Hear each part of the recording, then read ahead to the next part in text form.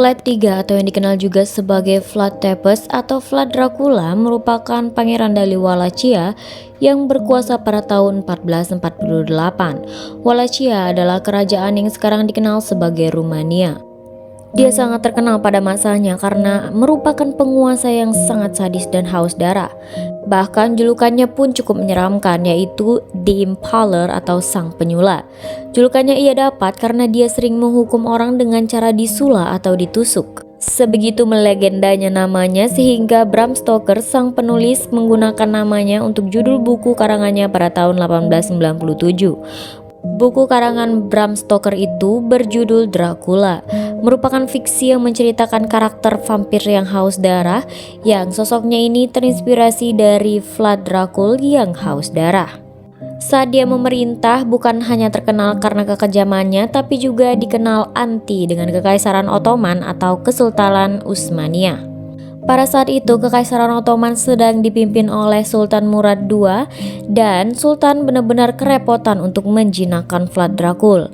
Mereka membutuhkan Vlad, tapi Vlad sangat bertingkah dan sangat sulit diatur. Kekaisaran Ottoman membutuhkan Vlad demi bisa menguasai Wallachia. Makanya setelah naik tahta pada tahun 1436, Vlad pun digulingkan oleh faksi saingannya yang bersekutu dengan Hongaria, yaitu Vladislav II yang juga telah membunuh ayahnya. Pada saat itu Kesultanan Utsmaniyah memberikan jaminan kepada Vlad untuk mendapatkan tahtanya kembali, tapi menjadi suzerenitas Ottoman pada wilayah tersebut. Vlad pun harus membayar pajak kepada Ottoman sebagai gantinya. Sebenarnya Vlad adalah didikan dari Ottoman sendiri ketika dia masih muda. Ia diserahkan oleh keluarganya untuk dididik dalam hal sains, filsafat, Islam, dan juga bahasa Turki hingga ke sastra. Tapi Vlad tidak menyukai Turki, dia benar-benar tidak senang berada di tangan Turki. Vlad cemburu dengan adiknya Radu yang dianak emaskan oleh Kesultanan yang kemudian memeluk agama Islam. Selain itu, Radu juga diizinkan untuk masuk ke pergaulan Kesultanan Utsmaniyah karena Radu memiliki sikap yang baik serta kesatria. Dan adik dari Vlad itu bersahabat dengan anak Sultan Murad II yaitu Mehmed II yang dikenal sebagai nama Al-Fatih atau Sang Penakluk. Vlad pun akhirnya tumbuh sebagai pembenci. Hal ini yang diduga kuat menjadi dasar kenapa Vlad begitu benci dengan Ottoman. Sementara Ottoman bagaimanapun sangat membutuhkan Vlad walaupun sangat sulit diatur dan Vlad terus membangkang. Ketika Vlad Dracul jatuh dari kekuasaannya, dia mendapatkan dukungan dari gubernur Ottoman untuk bisa kembali mengambil tahtanya.